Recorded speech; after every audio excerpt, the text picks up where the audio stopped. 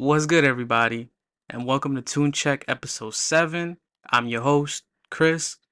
Thank you for listening. On this episode, we're going to do the same thing like the last one. We're going to talk about some news, then I'm going to bring up some singles, and then we're going to talk about the project reviews at the end. So, we're going to kick it off with the news, and we're going to start off with Drake. A lot of stuff revolving Drake happened this past week. So, the first thing that I'm going to mention is that a Family Matters video game dropped. If y'all don't know what Family Matters is, it's one of his diss tracks to Kendrick Lamar when they was beefing a few months ago. So, a Not Like Us game was made, where Kendrick smashing owls, I believe. Somebody made a Family Matters game where you gotta feed Kendrick Grammys. I think that's funny as fuck. I think they might make a BBL Drizzy game or like Metro playing drums. I think that's hilarious, honestly. But I wanna know like who comes up with these because it's the funniest thing in the world. And it's so random. Like I wish they had done this while they were actually rapping and like beefing with each other, because I feel like that would have just been like so much better and it probably would have made like more buzz. But aside from that, Drake's been working on new music. I had seen on social media that he was working on new stuff. He let academics know that he was working on some new music for his fans. So, I'm excited to see what he's going to come out with, because I thought he was taking a break, but I'm guessing with everything that's going on, he probably just feels inspired right now. Because earlier this week, there was a track with him and Lil Yachty on it. It was all over social media. Kai Cenat, he previewed the song, and honestly, I thought it was fire. Like Drake slid on it, the beat was crazy. It sampled "Goodness Gracious" by Mr. Hotspot. I wish it was like out already because, like I said, it was just so good. It reminded me of the song that Drake has on Her Loss, Jumbotron Shit Poppin'. I love that song. I mean, I wouldn't be surprised if he comes out with a collab album with Yachi. I think they would be like a really good duo. But aside from that, he's also featured on Gordo's new album that came out today. He's on 2 tracks, one of them called Sideways, the other one called Healing. This is a dance album. Gordo has said that this was being made when Honestly Nevermind was being made. I loved Honestly Nevermind. I thought that album was great. Like, I was listening to that all summer when it dropped. A lot of people are saying that it's bad, but it's really not. I think it was great. It was different. Go listen to it if you haven't, because Honestly Nevermind was fire. Go listen to Gordo's album too. And then speaking about Gordo, he also had an interview. They asked him about Drake and everything, specifically about the beef. He has said that ever since everything happened, that Drake seems happier, that he found it kind of weird. He said that he's pretty jolly, that the internet makes it seem like he's all sad because of that photo that was taken of him at Michael Rubin's party. Like because he's in the photo, everybody's going to look at it with like a magnifying glass, he said. But he said that Drake's happy, that he's just chilling, that he feels great. So, there's some things that he's done that says otherwise, but there's other things that he's done that says kind of otherwise, like how I said last week when the whole Schoolboy Q thing. So I thought that was a little random, but at the end of the day, I do feel like Drake doesn't really care. Maybe he'll talk about it when the new music comes out. In regards to other rap beef news, we got Ice Spice. She was asked about Lotto in a recent interview because, like they were, I guess, beefing, or maybe Ice Spice thought she was beefing with Lotto. But this is what she said. She said, quote, "I feel like if we ever spoke and I asked her what the issue is, it'd be a blank stare." She said that she doesn't have no issues. She said she understands that it could be a friendly competition, but she said that Lotto had dragged it out and that it's not even funny no more, that she's like corny for pretty much posting pics of shit up every time she has something to announce. And then she's like, "It's cool because you're still mentioning me." But I feel like this whole thing was just corny as fuck. Like, you can't say, oh, like she's dragging it out if you're the one that tried to diss her in the first place. What are you talking about? Just because Lotto ain't give you no clout, now you out here like, oh, she dragged it. What are you talking about? She dragged it. You're the one that came at her first for no reason. Like, Lotto will out rap the shit out of you. And that's what you're not understanding. There's also been talks on social media that Ice Spice had dissed Cardi B on her song BB Belt, which is on her new album Y2K that released. There's a line on the song that says, oh, someone's crying and going on a rant. And people took it as she's talking about Cardi, because Cardi be crying on social media and going on rants and stuff. I don't got no issues with it. It is what it is. But she's really the only person that cries and goes on rants on social media a lot. And Cardi had like went on a rant, which is kind of funny, the other day. She basically said these bitches have absolutely lost their mind. I'm getting all my lick backs on my new album. Each and every one of y'all. She said that they can't see her in numbers or status, that they all had time to catch up, but they can't see her in money or in real estate or in fashion or in person, and that she's not in a rat race with any of them. And to be honest, it's true. Like, if Ice Spice is really dissing Cardi, like, you're bugging, because Cardi will all rap you too.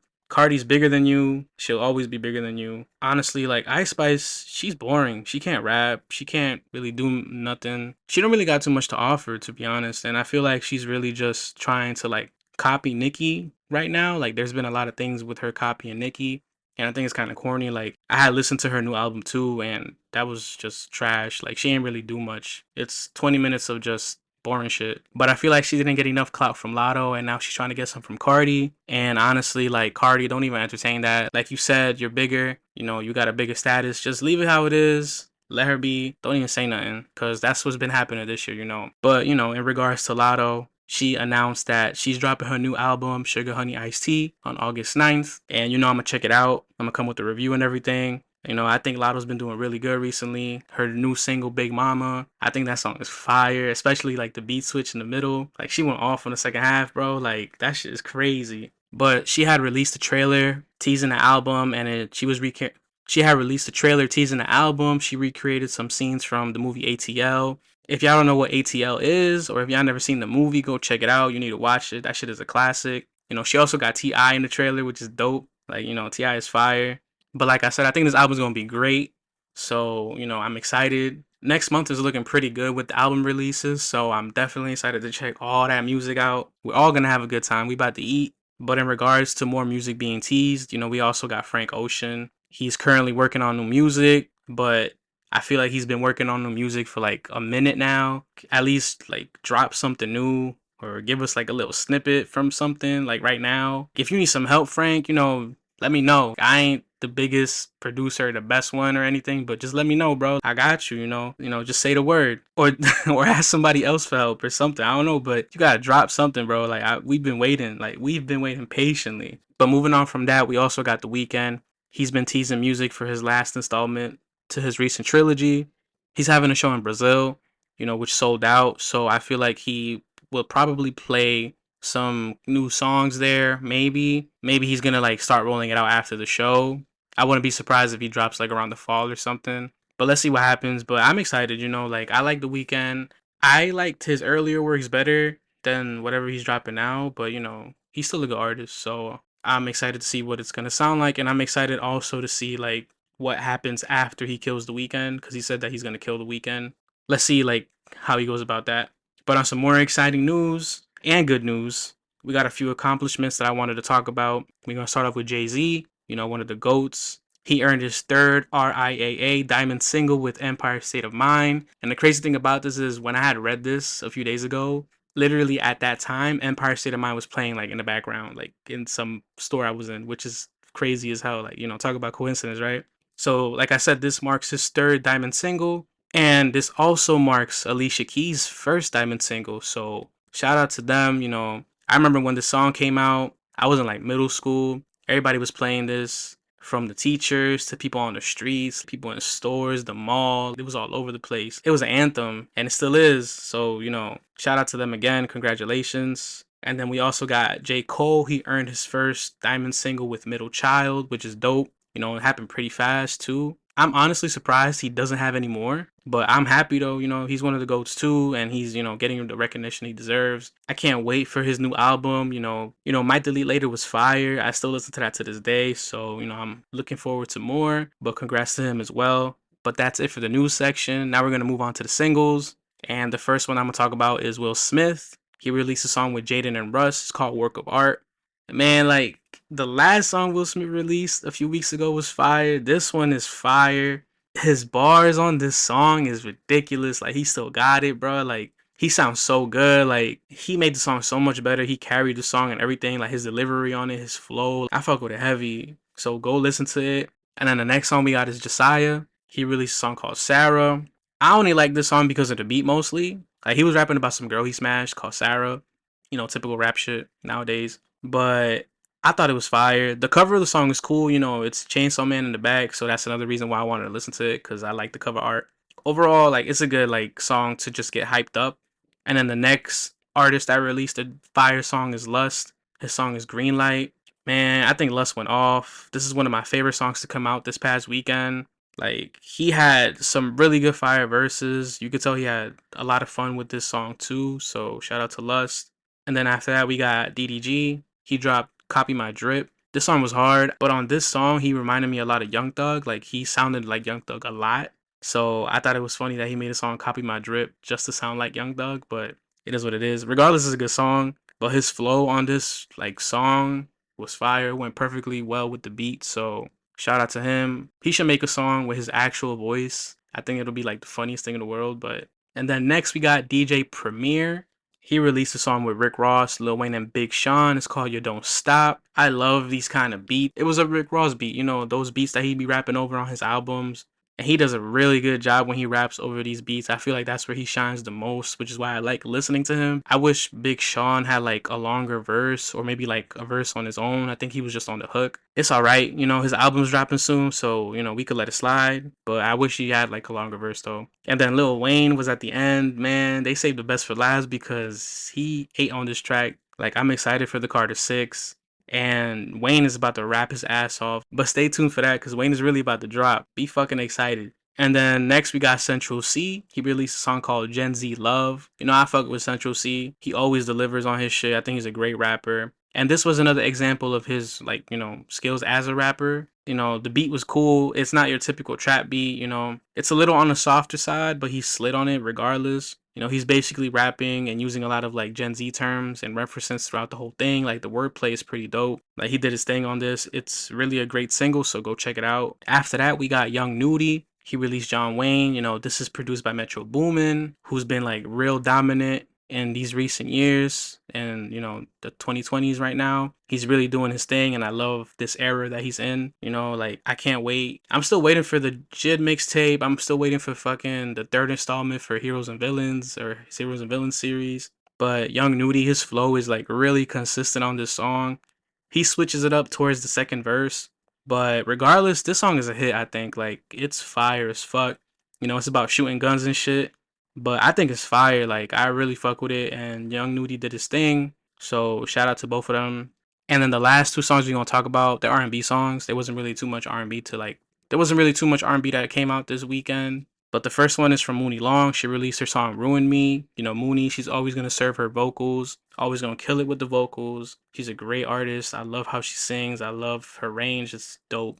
On this song, she's singing about, you know, a bad heartbreak. You know, heartbreak songs are relatable and you can never really grow tired of a good heartbreak song. And this is one of those good songs. So go check it out. And then last but not least, we got Georgia Smith. She released her song called High. You know, she came back with her R&B, you know, dance vibes. I love her voice on this song. I love her delivery. Like it blends really well. You know, she's just singing about her ex and how they got over, you know, a breakup. The lyrics on this song are very simple, but it's just really, really good and moving because of how she delivers it and how relatable it all is. You know, it was given a similar vibe to Get It Together, but it's definitely softer than her song On My Mind. So definitely go listen to it. It's a really good song, and I'm excited because her last album was pretty good. So if she is dropping something new, I'm gonna check it out regardless. Alright, and then now we're gonna get into our project reviews. So the first one I'm gonna talk about, and I'm sorry if I'm pronouncing the name wrong, MB5. I think it's MB5, the way it's, you know, spaced out, but he released a EP called Until Next Time. 6 songs, 16 minutes. I thought this EP was fire. Like, this EP was so good. Each song is literally like a different kind of rap style or just like a different like kind of mix of genres. And I really appreciated that. This was one of like the best EPs I've heard, you know, this year. One of the best rap projects, to be honest. Nowadays, you know, rappers, they tend to just make the same song over and over again. Not all of them, just some. And, you know, even with their albums, like there's not really too much of a change at times. But this was like real creative and real dope. You know, for example, like there's a song called Patience 2. He kind of had like this future sound. And then another song called Proud. He was like singing and it was very laid back. It was like a nice like dance kind of song. Then there's another song called then on another song called Big as It Gets, you know, he just comes with straight bars, you know, straight energy, like a whole just rap song and it was just fire. Like I enjoyed this so much and I'm definitely gonna keep like replaying it and listening to this. So go check it out. It's an EP. Like I said, it's only 16 minutes, but it's probably gonna be like one of the best 16 minutes of your life, to be honest. It's really, really fucking good. And then next we got RW5. He released his album Right or Wrong. 14 songs, 38 minutes. The only feature on this album was Lil Jock. My favorite songs on here was Crabtree, 100 Rounds, Famgoon, Task Force, and The Warm Up. Overall, I thought this album was great.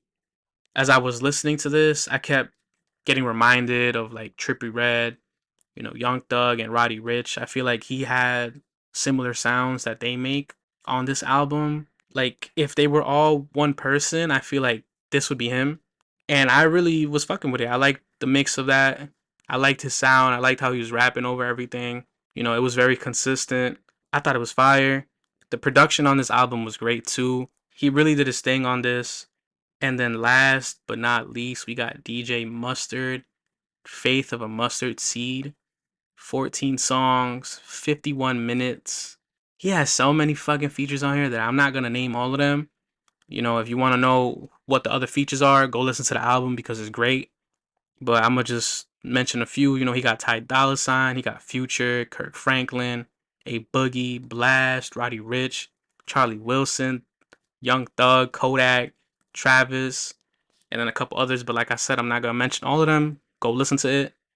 Like this album was fire. I loved all the songs on here. It's been 5 years since he dropped an album, and I feel like this was really worth the wait. Mustard has said that he got the name from Nipsey Hussle from their last recording sessions together. R.I.P. Nip. So I thought that was dope that he like used the title and everything. Like it's symbolic or something. This album is like real personal. He talks about his growth and dedication to his career and sound. Things that he's overcome, a lot of experiences. For example, the last song, Pray For Me, he uses gospel sounds on his album, and this is another example of that as well. It's a 10-minute outro where he just talks about himself. He thanks Kendrick for making Not Like Us and, basically saying that he didn't need a rollout because of how successful that song was. And I love that he took advantage of that because, as he should, they made like a really good song together, potentially one of the best summer songs this year. So shout out to DJ Mustard. He also thanks people on this track, talks about important moments in his life and how his faith pretty much helped him overcome a lot of obstacles.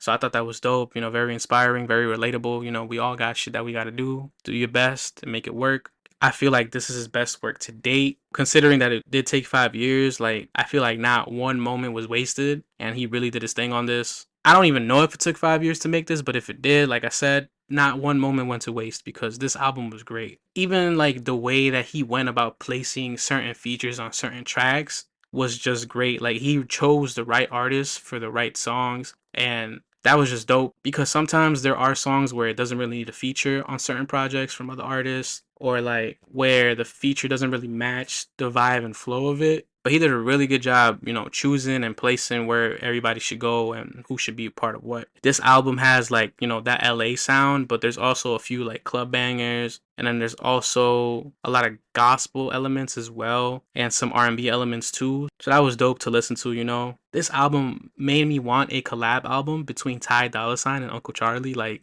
cuz Charlie Wilson's a feature on this, like I said. But both of these guys sound so good together, and I'm just like, damn, like did he really just like low key like serve with this? Because they sound great. So I would not mind if they like make a song just them two and like or do like a whole thing.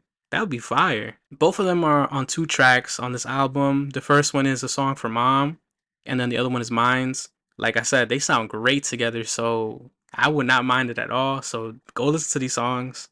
And then there's like Quavo and Rob 49. They even sound good on this. It's crazy because Quavo has not been on his game recently. I mean, I know why. We all know why, but regardless of that, like he sounded really good on this. And Rob 49 did not deliver his best on his last single. So hearing him sound great on this was fire. I'm like, damn, like, so hearing him sound great on this was just fire. They both really did deliver. And there are a couple standout tracks for me, like Up Now, which is after the intro. The intro is a gospel song with Kirk Franklin, very uplifting. But like I said, the first standout track for me was Up Now. This one has Lil Yachty on it. He actually went off, like he did his thing. He sounded so good on this track. Then the next song that was another standout was Pressured Up. This one has Vince Staples and Schoolboy Q. I love this mix. Like I love what they did there. They both sounded really good together. It was just straight heat. And then another standout track is called Worth a Heartbreak with Blast and A Boogie. This combination was fire.